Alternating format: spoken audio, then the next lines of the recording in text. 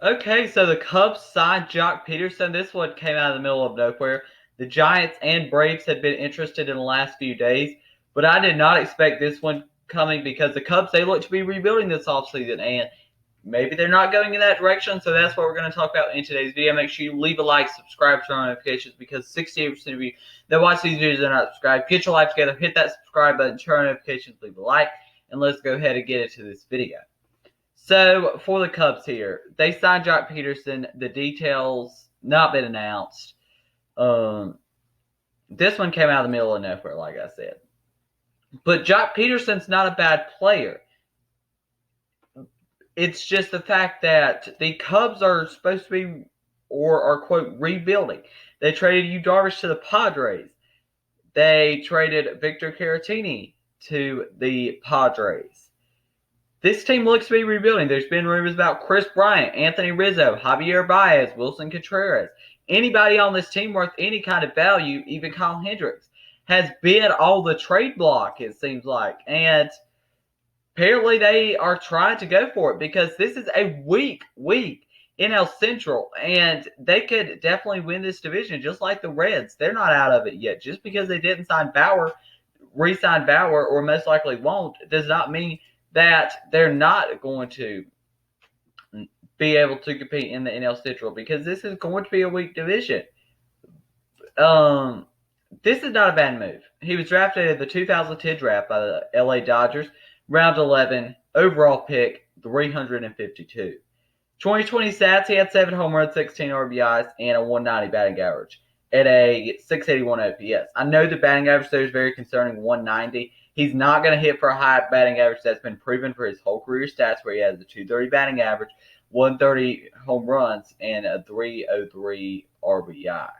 So 2019 had a good season, 36 home runs, 74 RBIs, and a 249 batting average. Now, he is a power bat, and he doesn't play very well defense.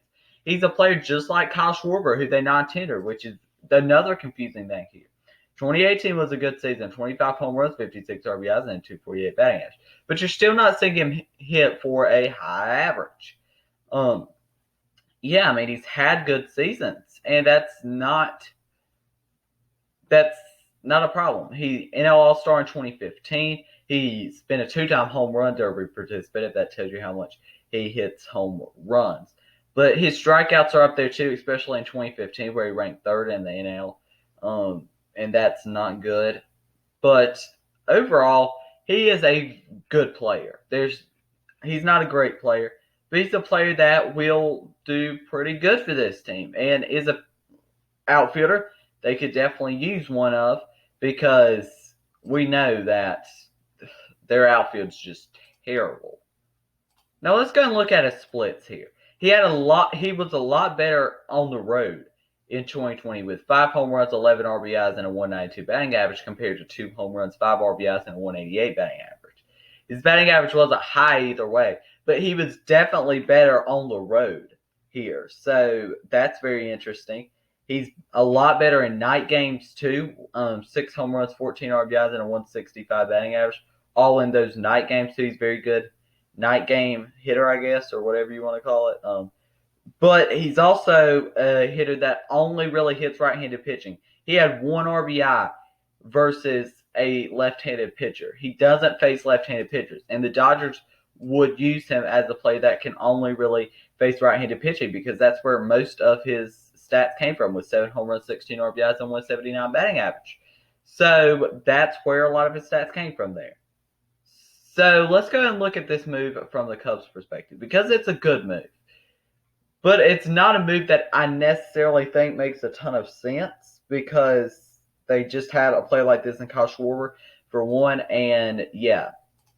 So, free agents. They have a bunch of free agents on the free agent market. You have Kyle Schwarber, who ended up signing with the Washington Nationals. You had John Lester signing with the Washington Nationals. Jose Quintana, who signed with the Angels. You've got players like a Pedro Strop still on the free agent market, and Albert Almora Jr. on the free agent market. Kelvin Herrera. You've even got a Jeremy Jeffress, who's probably the best out of these bunch. You've still got a Jason Kipnis, or a player like that. Andrew Chafin, even, who you got from the Diamondbacks. So this team is still they're a threat in the NL Central, where they ended up winning the NL Central, and their hitting wasn't even that good. The power bat's something they can definitely use, and Ian Happ is really good too, who can now really be their center fielder, I guess you could say, instead of like Nico Horner. So you're probably looking at a lineup of Joc Pederson, Ian Happ, Jason Hayward, David Bodie, or whatever his name is, Javier Baez, Chris Bryant, Anthony Rizzo, Wilson Contreras. And that's probably what you're looking at your lineup. You've got some decent bench pieces in Matt Duffy, Phillip Ervin. Players like those could be decent for this team, even in Austin Romine. Your pitching it's bad. It's not really good, especially in the bullpen where Craig Kimbrell all of a sudden forgot how to pitch. As good as he's been, he forgot how to pitch. So you can't expect much from Craig Kimbrell in 2021. And I wouldn't expect much from Craig Kimbrell in 2021. I would expect a not so good season. I mean, I really like Fangraphs here because they even have 2021 projections for him. They're looking at a 3.67 ERA with 32 saves, 63 innings pitched, 46 hits, 31 walks, and 88 strikeouts. I really like that little feature there.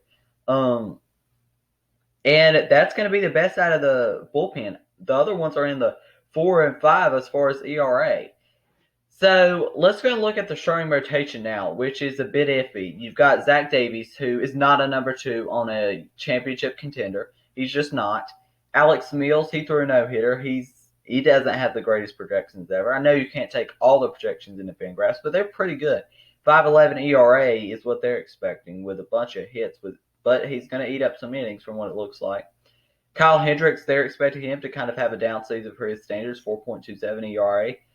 Zach Davies, 4.76 ERA. They're expecting all of these pitchers for this Cubs team to be bad. So if they are trying to compete and they're not trying to trade Chris Bryant or Anthony Rizzo, Javier Baez or Wilson Contreras, then they need to get some relief pitching, whatever it is on the market. And these relief pitchers, they would have a lot more value in a non-COVID market here. And that's what is the interesting thing, because I think that they can get a closer or 8th inning person in this relief pitchers, because there's a lot of good relief pitchers that are still left out there that could be very, very good for this team. I don't think they're getting a Trevor Rosenthal. I think a Brandon Workman's a good option here that could definitely be good for this team. Maybe a Brandon Kinsler, Ian Kennedy, that's an option. Maybe you take a chance on a Matt Harvey, or you go with Shane Green or Ken Giles, who have proven to be good before. Or maybe even an Alex Colomé. Why not? But these players aren't going to cost a ton here, and they should definitely consider maybe a Brandon Workman, because he could be very good for this team, especially. And you probably need one or two besides that, because I don't know what to expect from Craig Kimbrell. But I'm looking at these. I'm not expecting a great season, but he could surprise me. I multiple times on this channel have said that they need to trade Wilson Contreras. As good of a mentor as I think Wilson Contreras would be for Miguel Amaya's development, I don't think that they should keep him around. Miguel Amaya is going to be coming up soon. Braylon Marquez is going to be coming up soon. He'll be the future ace of this team. You've got Adbert Alzolay, who's already up in the major leagues. So they've got a pretty good starting line. They just need pitching help. And if they can get some decent pitching, then they can win the NL Central. I know the Cardinals are talking about a Nolan Arenado trade. We've seen those rumors for I don't even know how long now. But there is definitely a chance that the Cubs can win the NL Central, and I would not be shocked if they can make a couple pitching moves. Then they will be very, very good in 2021. So that's my thoughts and opinions on the Joc Pederson signing. If you enjoyed this video, make sure you leave a like, subscribe, turn on notifications, because 68% of you that watch these videos are not subscribed. Get your life together, hit that subscribe button, turn on notifications, leave a like. Thank you for watching, and peace.